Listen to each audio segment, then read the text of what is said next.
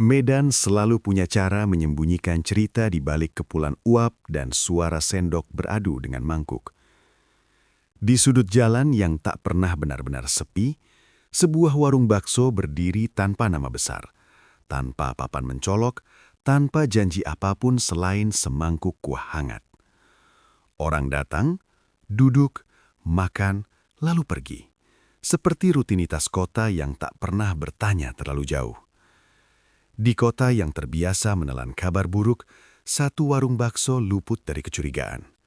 Tidak ada garis polisi, tidak ada sirene. Namun bagi penyidik, kejanggalan tak selalu berwujud jeritan. Kadang ia bersembunyi di harga yang terlalu murah, pasokan yang terlalu lancar, dan pemilik yang terlalu tenang. Ketika satu orang menghilang dan jalur distribusi mulai ditelusuri, pertanyaan muncul. Apa yang sebenarnya masuk ke dalam mangkuk-mangkuk itu? Disinilah kecurigaan dimulai. Dan disinilah sebuah resep yang seharusnya tak pernah ada perlahan terbongkar. Warung itu tidak punya papan nama besar. Hanya spanduk lusuh bertuliskan bakso yang warnanya mulai pudar, tergantung miring di depan bangunan sempit berdinding batako. Letaknya di pinggiran kota Medan, dekat jalur angkot dan deretan rumah kontrakan yang saling berhimpitan. Namun meski tampak biasa, warung itu hampir tak pernah sepi. Sejak pagi hingga malam, selalu ada orang duduk di bangku kayu panjang, menunggu semangkuk bakso panas dihidangkan. Pemilik warung itu dipanggil orang Pak Jarwo. Tidak ada yang benar-benar tahu nama lengkapnya. Ia jarang bercerita, jarang tertawa keras, dan hampir tak pernah ikut obrolan pelanggan. Tubuhnya kurus, gerakannya rapi dan teratur, seperti orang yang terbiasa bekerja dengan aturan sendiri. Setiap pagi, sebelum matahari benar-benar naik, Pak Jarwo sudah ada di warung. Ia menyapu lantai, menata meja, menyalakan kompor, lalu menyiapkan kuah dengan takaran yang selalu sama. Bagi warga sekitar, warung Pak Jarwo bukan sekedar tempat makan. Ia adalah bagian dari rutinitas hidup. Tukang ojek sarapan di sana, buruh bangunan makan siang di sana, anak sekolah mampir sore hari. Di tengah biaya hidup yang makin sulit, warung itu dianggap penyelamat. Harganya terjangkau, porsinya cukup, rasanya konsisten. Tidak mewah, tapi mengenyangkan. Banyak yang bilang, Pak Jarwo adalah contoh orang kecil yang tidak menyerah pada keadaan. Pak Jarwo menerima pujian itu dengan diam. Ia hanya mengangguk, lalu kembali ke dapur. Jika ada yang bertanya soal asal-usulnya, jawabannya selalu singkat dan berputar. Sudah lama di Medan, atau kerja apa saja dulu. Tak pernah lebih. Masa lalunya seperti pintu yang sengaja ditutup rapat. Namun, ada beberapa hal yang pelan-pelan diperhatikan warga, meski tak pernah benar-benar dipersoalkan. Warung Pak Jarwo sering buka lebih pagi dari warung lain. Kadang saat azan subuh baru selesai, lampu warungnya sudah menyala. Di jam-jam sepi itu, nyaris tak ada pelanggan, tapi dapur tetap aktif. Kuah sudah mendidih, bakso sudah tersusun rapi. Ada pula kebiasaan lain yang jarang dibicarakan. Sesekali sebuah mobil bak terbuka berhenti sebentar di depan warung saat langit masih gelap. Tidak lama, hanya beberapa menit. Pak Jarwo keluar, berbicara singkat, lalu beberapa bungkusan dipindahkan ke dalam. Mobil itu pergi tanpa suara. Tidak ada yang tahu persis isinya dan tidak ada yang merasa perlu bertanya. Di lingkungan itu, orang-orang terbiasa tidak mencampuri urusan orang lain. Bagi Pak Jarwo, hari-hari berjalan dalam pola yang sama. Bangun pagi, bekerja, melayani pembeli, lalu menutup warung larut malam. Hidupnya sederhana dan terukur. Tidak ada tanda-tanda kemewahan, tidak ada perubahan mencolok. Ia tinggal di kamar kecil di belakang warung, sendirian. Tidak ada keluarga yang terlihat, tidak ada tamu yang menginap. Di mata warga, semua itu wajar. Banyak orang datang ke kota untuk memulai hidup baru, membawa masa lalu yang ingin dilupakan. Pak Jarwo hanyalah salah satunya. Seorang pria pendiam yang bekerja keras dan tidak merepotkan siapapun. Tidak ada yang mengira, di balik kuah bening yang mengepul dan kesunyian sikapnya, ada sesuatu yang belum selesai. Pada tahap ini, tidak ada kecurigaan, tidak ada tuduhan, hanya kebiasaan kecil yang tampak sepele. Jam buka yang terlalu pagi, pemasok yang datang terlalu dini, dan seorang pria yang terlalu rapi menyimpan cerita hidupnya sendiri. Di warung Pak Jarwo, semuanya tampak berjalan normal. Setidaknya, begitulah yang ingin dipercaya oleh semua orang. Kenaikan harga bahan pangan bukan lagi kabar mengejutkan di lingkungan itu. Setiap minggu selalu ada cerita baru. Harga daging naik, gas langka, bumbu makin mahal. Para pedagang kecil merasakannya paling dulu. Warung nasi mengurangi porsi, penjual mie menaikkan harga 1.000-2.000. Tukang kopi mengganti gula dengan takaran lebih hemat. Semua beradaptasi meski dengan keluhan yang sama, untung makin tipis. Namun di tengah keluhan itu, warung Pak Jarwo tetap sama. Harga bakso di spanduk lusuhnya tidak pernah berubah, 1.000 pun tidak, dari pagi hingga malam, dari bulan ke bulan. Pelanggan lama menyadarinya lebih dulu. Mereka bercanda, menyebut Pak Jarwo kebal inflasi. Ada juga yang memujinya sebagai pedagang jujur yang tidak memanfaatkan keadaan. Pak Jarwo hanya tersenyum tipis, lalu kembali meracik pesanan. Bagi pelanggan, harga murah adalah berkah. Tapi bagi sesama pedagang, hal itu mulai terasa janggal. Di warung kopi seberang jalan, beberapa pedagang sering berkumpul selepas maghrib. Obrolan ringan pelan-pelan berubah arah. Dagang naik, tapi baksonya tetap segitu, ujar seseorang setengah berbisik. Yang lain menimpali, mungkin Pak Jarwo punya pemasok khusus. Ada juga yang tertawa, menganggap itu strategi dagang. Tidak ada yang berani menuduh apapun, belum ada alasan. Pak Jarwo tahu gumaman itu ada. Ia bisa merasakannya dari cara orang memandang warungnya, dari obrolan yang mendadak terhenti saat ia lewat. Tapi ia memilih diam. Setiap kali ada pelanggan yang bertanya bagaimana ia bisa bertahan tanpa menaikkan harga, jawabannya selalu sederhana. Masih cukup, katanya singkat, tidak lebih. Suatu siang, seorang pedagang lama yang cukup akrab memberanikan diri bertanya lebih jauh. Ia duduk di bangku dekat dapur, menunggu pelanggan sepi. "Wok, kau ambil daging dari mana? Kami sudah pusing cari yang murah," katanya setengah bercanda. Pak Jarwo berhenti sebentar lalu menjawab tanpa menoleh. "Sudah ada langganan." Nada suaranya datar, menutup ruang tanya berikutnya. Penolakan itu tidak kasar tapi tegas. Sejak itu, tak ada lagi yang mencoba menggali. Di lingkungan itu, orang paham batas. Bertanya terlalu jauh hanya akan menimbulkan masalah yang tidak perlu. Meski begitu, kejanggalan kecil mulai menumpuk. Selain harga yang tidak berubah, jumlah pelanggan Pak Jarwo justru bertambah. Banyak yang pindah dari warung lain. Para pedagang yang merugi memilih diam, menelan rasa tidak adil sebagai bagian dari persaingan. Rezeki orang beda-beda, kata mereka, mencoba berdamai dengan keadaan. Pak Jarwo sendiri tetap menjalani harinya seperti biasa, bangun pagi, bekerja tanpa banyak bicara, menutup warung larut malam. Namun ada perubahan kecil yang hanya ia rasakan sendiri.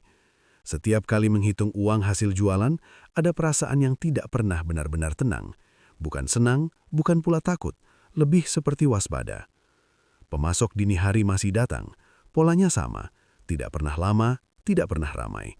Pak Jarwo menerima barang tanpa bertanya, tanpa menawar. Semua sudah diatur. Baginya, mempertahankan harga bukan soal strategi dagang, melainkan soal bertahan hidup. Jika harga naik, pelanggan pergi. Jika pelanggan pergi, warung tutup. Dan jika warung tutup, ia tidak tahu harus kembali kemana.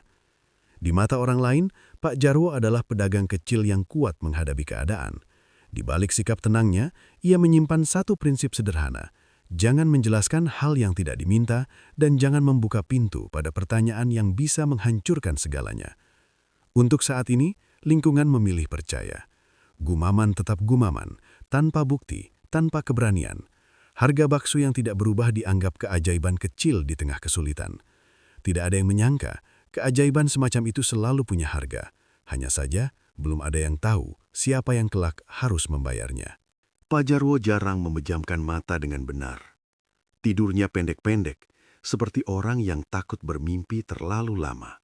Setiap kali terbangun sebelum subuh, ia duduk di tepi ranjang sempit di belakang warung, menyalakan rokok, lalu menatap dinding tanpa hiasan. Di saat-saat itulah, masa lalu datang tanpa diundang. Bukan sebagai cerita utuh, melainkan potongan ingatan yang enggan menyatu. Dulu, sebelum warung ini ada, Pak Jarwo bekerja di sebuah rumah potong yang tak pernah tercatat secara resmi. Tempatnya jauh dari keramaian, beroperasi di jam-jam yang tak biasa, dan hidup dari jaringan yang sama sunyinya. Ia masuk ke sana bukan karena pilihan, melainkan karena kebutuhan. Upahnya harian, tidak besar, tapi cukup untuk makan. Ia tidak bertanya banyak. Di tempat seperti itu, bertanya justru dianggap berbahaya. Ia bekerja dengan kepala tertunduk, mengikuti perintah, dan pulang saat langit mulai terang. Hari-hari berjalan cepat dan melelahkan. Hingga suatu malam, terjadi sesuatu yang mengubah caranya melihat pekerjaan itu. Pak Jarwo tidak pernah menceritakan apa yang ia lihat atau dengar. Bahkan pada dirinya sendiri, ia memilih menyimpannya rapat. Yang jelas, sejak malam itu, ia tahu ia harus pergi. Kepergiannya tidak mudah. Jaringan tempat ia bekerja tidak mengenal istilah pamit baik-baik. Ia berhenti datang, berpindah-pindah tempat tinggal, lalu akhirnya menetap di pinggiran Medan dan membuka warung kecil. Ia mengira jarak dan waktu cukup untuk menutup pintu masa lalu. Ia salah. Tekanan ekonomi datang pelan-pelan, seperti air merembes di lantai. Modal menipis, harga bahan naik, pelanggan belum ramai. Di titik itu, Pak Jarwo dihadapkan pada pilihan yang tidak benar-benar ia pilih. Sebuah nomor lama kembali menghubunginya. Suara di seberang tidak mengancam, tapi juga tidak ramah. Mengingatkan dengan kalimat pendek bahwa utang lama, jasa lama, tidak pernah benar-benar hilang. Pertemuan pertama setelah bertahun-tahun berlangsung singkat. Tidak ada pelukan, tidak ada basa-basi. Pak Jarwo lebih banyak diam, mendengarkan. Ia tahu posisi tawarnya kecil. Ia tidak datang untuk menawar, melainkan untuk bertahan. Kesepakatan itu tidak pernah diucapkan secara jelas, namun dipahami kedua pihak. Ia mendapatkan pasokan dengan harga yang membuat warungnya hidup. Sebagai gantinya, ia tidak bertanya dan tidak menolak. Relasi itu timpang sejak awal. Pihak jaringan berbicara dengan santai, seolah memberi bantuan. Pak Jarwo mengangguk, menelan kegelisahan. Ia sadar, keuntungan yang ia dapatkan bukanlah kebebasan, melainkan penundaan masalah. Setiap kali pemasok datang dini hari, perasaannya campur aduk. Ada lega karena usaha bisa jalan, ada takut karena ia tahu pintu yang dibukanya sulit ditutup kembali. Di warung, Pak Jarwo tetap terlihat tenang, tangannya cekatan, suaranya rendah, wajahnya datar. Tidak ada yang tahu bahwa di dalam kepalanya, ia terus menghitung kemungkinan terburuk. Ia bukan orang yang merasa diuntungkan oleh keadaan ini. Ia hanya orang yang terdesak, memilih jalan yang menurutnya paling sedikit menghancurkan hidupnya saat itu. Masa lalu yang ia kubur tidak pernah benar-benar mati. Ia hanya menunggu saat yang tepat untuk muncul ke permukaan. Dan Pak Jarwo, dengan segala diamnya, tahu satu hal pasti. Semakin lama ia bergantung pada jaringan lama, semakin kecil peluangnya untuk benar-benar keluar. Namun untuk sekarang, rasa takut lebih kuat daripada keberanian. Ia bekerja, menutup mata pada hal-hal yang tidak ingin ia lihat, berharap waktu masih memberinya ruang. Laporan itu masuk di pagi hari, di loket kecil kantor polisi sektor setempat. Selembar kertas dengan tulisan tangan rapi dibawa oleh seorang perempuan paruh baya yang wajahnya terlihat lelah. Ia melaporkan keponakannya yang sudah beberapa hari tidak pulang. Tidak ada pertengkaran besar sebelumnya, tidak ada pesan ancaman, hanya menghilang begitu saja. Nama korban bukan nama yang dikenal luas. Ia bekerja serabutan, berpindah-pindah tempat, kadang membantu bongkar muat di pasar, kadang mengantar barang. Hidupnya berada di pinggiran, seperti banyak orang lain yang sulit dicatat secara administratif. Tidak ada alamat tetap, tidak ada jadwal pasti. Dalam berkas kepolisian, kolom-kolom keterangan terisi seperlunya, tanpa penekanan khusus. Petugas menerima laporan itu dengan sikap profesional. Prosedur dijalankan sebagaimana mestinya. Data dicatat, kronologi singkat dituliskan, lalu laporan diteruskan ke unit terkait. Tidak ada sirene, tidak ada perintah mendesak. Dalam logika kerja harian, ini bukan kasus yang memerlukan penanganan luar biasa. Orang dewasa menghilang, seringkali kembali dengan sendirinya. Beberapa anggota polisi mulai melakukan penelusuran dasar. Mereka mendatangi tempat-tempat yang biasa dikunjungi korban. Pasar, los bongkar muat, warung kopi kecil. Sebagian besar orang mengangkat bahu. Sudah biasa dia pindah-pindah, kata seseorang. Mungkin keluar kota, kata yang lain. Tidak ada yang benar-benar merasa kehilangan. Dalam catatan penyelidikan awal, korban digambarkan sebagai bagian dari lingkungan informal. Ia tidak memiliki konflik terbuka, tidak terlibat perkara hukum, dan tidak punya musuh jelas. Justru karena itulah kasusnya terasa datar. Tidak ada arah yang kuat untuk ditelusuri. Namun polisi tetap mencatat pola-pola kecil. Kebiasaan korban, jam-jam ia biasa terlihat, orang-orang yang terakhir bersamanya. Dari situ muncul satu benang tipis. Korban sering makan di beberapa warung murah di sekitar jalur angkot, termasuk warung bakso Pak Jarwo. Catatan itu tidak istimewa. Banyak orang makan di sana. Nama Pak Jarwo hanya lewat sebagai bagian dari rutinitas korban, bukan sebagai titik kecurigaan. Di sisi lain kota, Pak Jarwo menjalani harinya seperti biasa. Ia tidak tahu soal laporan orang hilang itu. Warung tetap ramai, kuah tetap mendidih, pelanggan tetap datang silih berganti. Tidak ada tanda-tanda bahwa sesuatu sedang bergerak pelan menuju arahnya. Jika ada polisi yang lewat, ia hanya mengangguk sopan, seperti warga lainnya. Bagi kepolisian, hari-hari berikutnya diisi dengan pekerjaan rutin. Laporan orang hilang itu disimpan di antara banyak berkas lain. Sesekali diperbaharui, sesekali ditanyakan ulang. Tidak ada tekanan publik, tidak ada sorotan media. Kasus itu berjalan di jalur sunyi. Namun justru dalam kesunyian itulah, detail-detail kecil mulai mengendap. Seorang anggota polisi mencatat bahwa korban terakhir terlihat di area yang sama beberapa kali sebelum menghilang. Seorang lainnya menandai jam-jam aktivitas korban yang cenderung malam. Tidak ada kesimpulan, hanya catatan. Belum ada dugaan kejahatan, apalagi penetapan pelaku. Korban, dalam kasus ini, adalah orang yang tidak banyak dicari. Hidupnya tidak meninggalkan lubang besar ketika ia pergi. Lingkungannya terbiasa dengan ketidakhadiran. Itulah yang membuat penyelidikan berjalan pelan, hampir tanpa urgensi. Dan di tengah semua itu, nama Pak Jarwo tetap berada di pinggir kertas. Tidak disorot, tidak dicurigai. Hanya satu dari banyak titik dalam peta sosial korban. Tidak ada yang tahu bahwa pola-pola kecil yang dicatat hari ini suatu saat akan saling bertaut.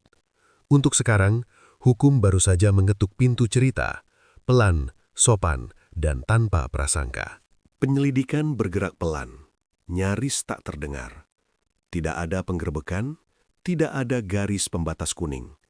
Polisi memilih jalur yang lebih sunyi, menelusuri alur distribusi bahan pangan yang selama ini luput dari perhatian. Bukan karena ada bukti kejahatan besar, melainkan karena serangkaian kejanggalan kecil yang jika disusun membentuk pola yang tidak wajar. Di atas meja kerja unit reserse, peta sederhana terbentang. Titik-titik warung murah ditandai, jalur pemasok ditarik dengan garis tipis. Data diperoleh dari catatan pasar, pengakuan pedagang, dan laporan pengawasan rutin. Banyak yang tidak sinkron. Volume pasokan tidak sebanding dengan harga jual, jam pengantaran tidak lazim, dan transaksi tunai yang sulit ditelusuri. Tidak ada satupun yang berdiri sebagai bukti kuat, namun bersama-sama semuanya terasa ganjil. Beberapa warung mulai masuk radar, bukan sebagai tersangka, melainkan sebagai simpul. Salah satunya adalah warung bakso Pak Jarwo. Catatan tentang warung itu sederhana. Harga stabil, pemasok datang dini hari, administrasi seadanya. Polisi mencatatnya tanpa penilaian. Di tahap ini, tidak ada nama pelaku, tidak ada tuduhan, hanya kebutuhan untuk memahami alur.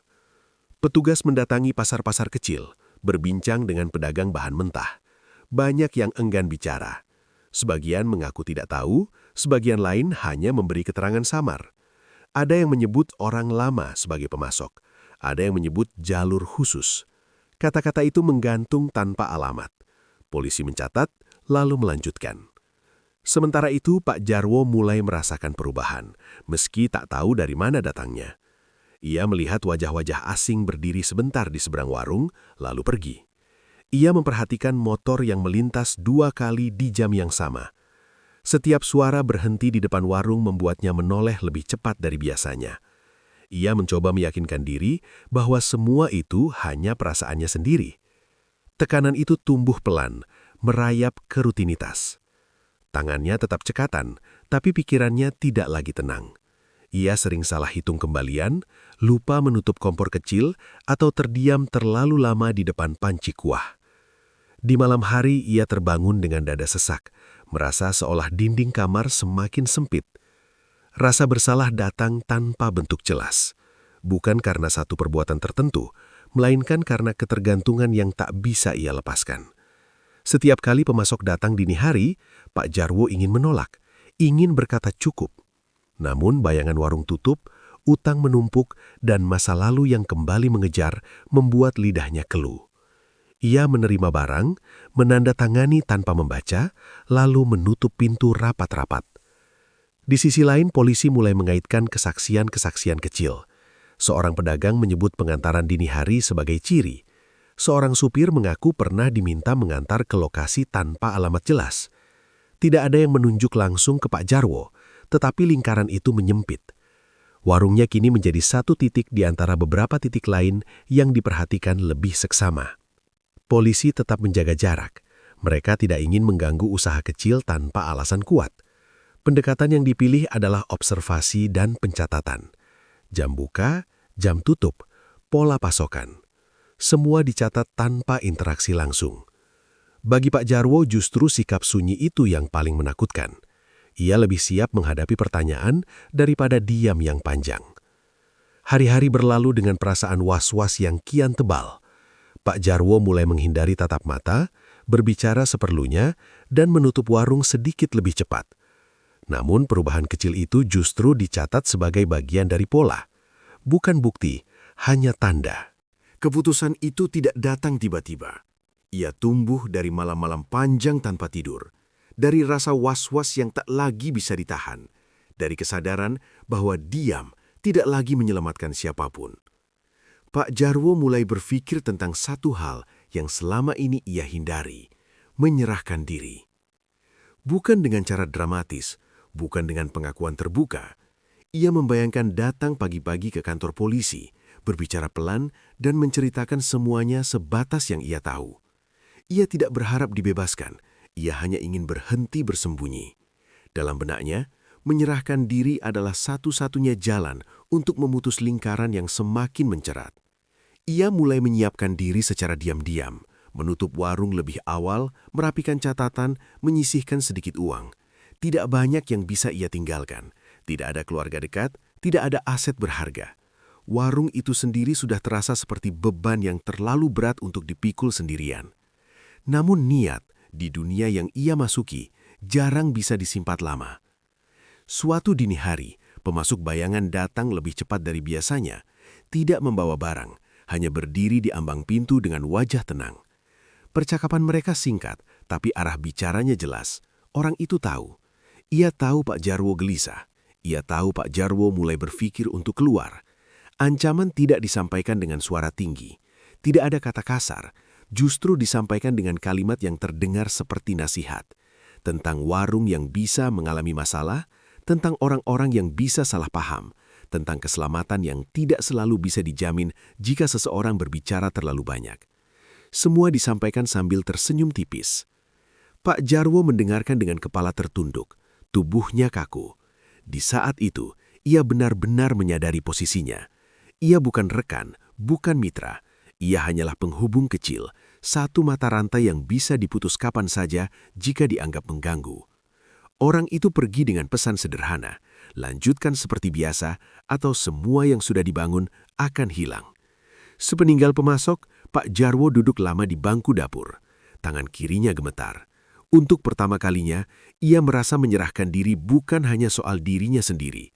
Ada konsekuensi yang tidak ia kuasai.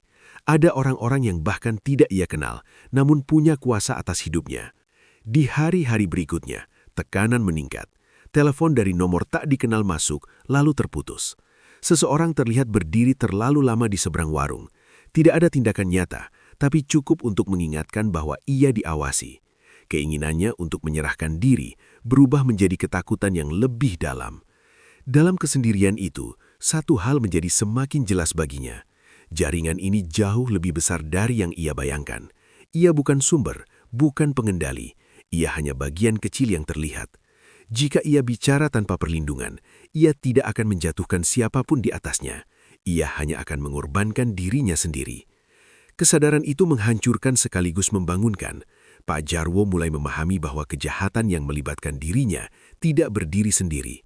Ada sistem, ada alur, ada banyak orang yang bekerja dalam diam. Ia hanya wajah paling depan, yang paling mudah disalahkan.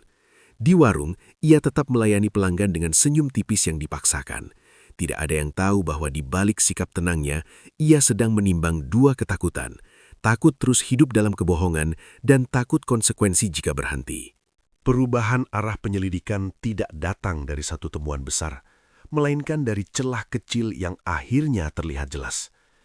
Di antara tumpukan catatan distribusi dan laporan lapangan, polisi menemukan ketidaksesuaian administratif yang berulang, bukan pada satu warung, melainkan pada beberapa titik yang saling terhubung.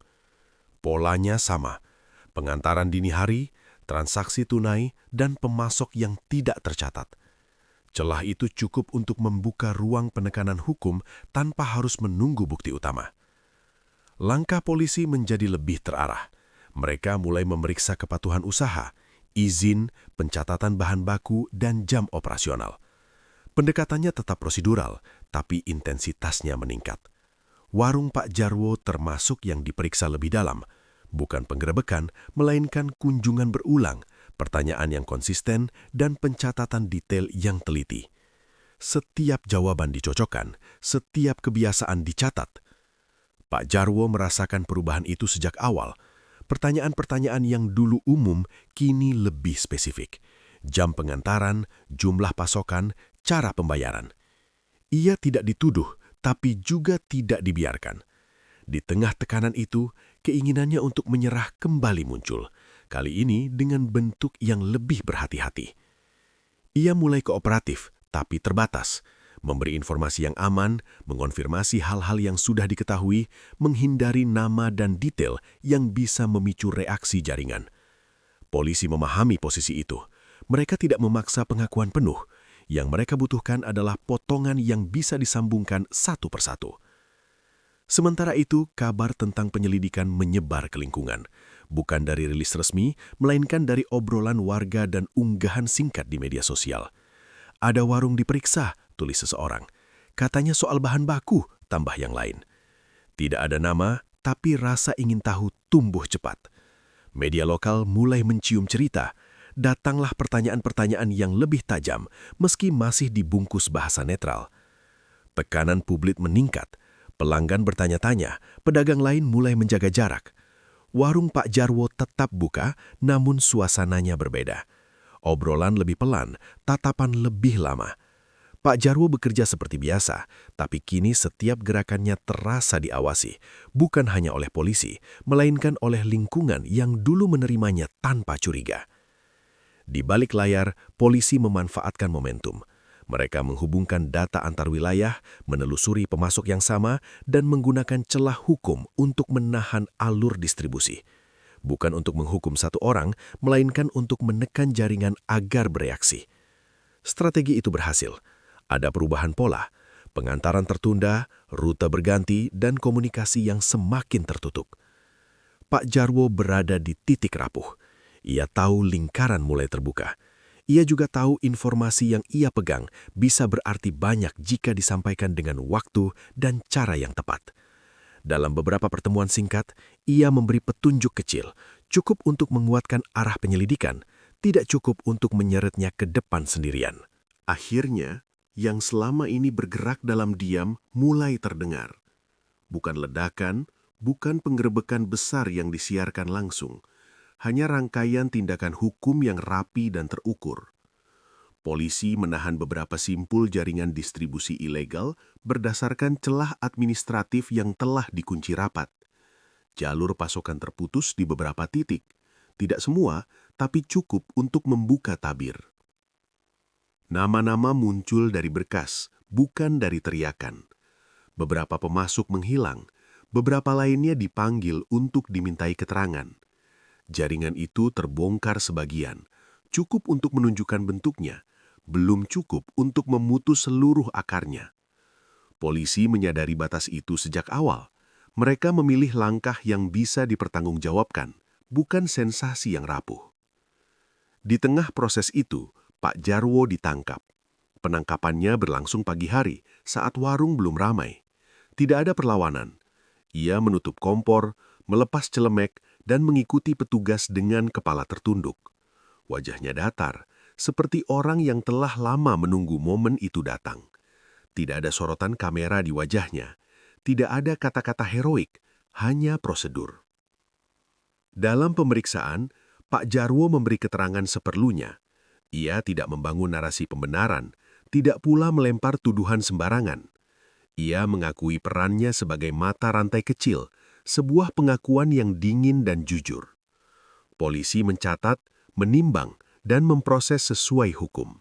Tidak ada glorifikasi, yang ada hanyalah konsekuensi. Warung Pak Jarwo ditutup sementara, spanduk lusuh itu dilepas, bangku kayu kosong, panci kuah dingin. Warga sekitar datang melihat dari kejauhan. Ada yang kaget, ada yang kecewa, ada pula yang diam saja. Beberapa pelanggan merasa dikhianati, sebagian lainnya merasa kasihan. Kota tidak pernah sepakat soal perasaan, tapi hukum berjalan dengan caranya sendiri. Media lokal memberitakan kasus ini dengan nada hati-hati, fokus pada jalur distribusi ilegal, bukan pada sensasi. Nama Pak Jarwo disebut sebagai bagian dari perkara, bukan pusat cerita.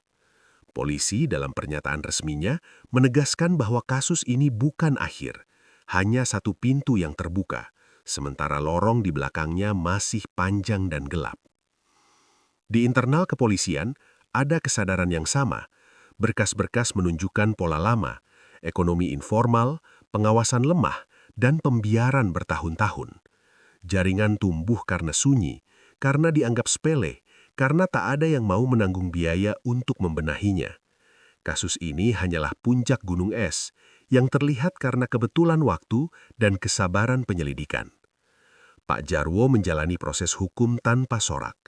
Di ruang tunggu yang dingin, ia menatap lantai, memikirkan keputusan-keputusan kecil yang membawanya ke sini. Ia bukan tokoh besar, bukan pula dalang. Ia hanyalah seseorang yang memilih bertahan dengan cara yang salah dalam sistem yang membiarkan pilihan itu tersedia.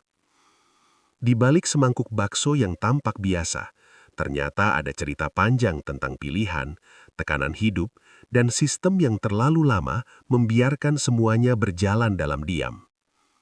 Kisah Pak Jarwo bukan tentang satu orang jahat, tapi tentang bagaimana kejahatan bisa tumbuh ketika kemiskinan bertemu pembiaran, dan ketika orang-orang kecil dipaksa memilih jalan yang salah untuk bertahan hidup. Kasus ini memang berakhir di ruang hukum, tapi pertanyaannya, apakah ceritanya benar-benar selesai, atau justru baru membuka sebagian kecil dari masalah yang lebih besar? Karena selama jalur ilegal masih ada, selama pengawasan masih lemah, dan selama kita memilih tidak bertanya dari mana sesuatu berasal, cerita seperti ini akan terus berulang, dengan nama, tempat, dan wajah yang berbeda. Terima kasih sudah menyimak cerita ini sampai akhir. Jika menurut kalian kisah ini penting untuk dibicarakan, jangan lupa bagikan agar makin banyak yang sadar. Tulis pendapat kalian di kolom komentar, dan sampai jumpa di cerita berikutnya. Cerita tentang realitas yang sering kita lewatkan, tapi selalu ada di sekitar kita.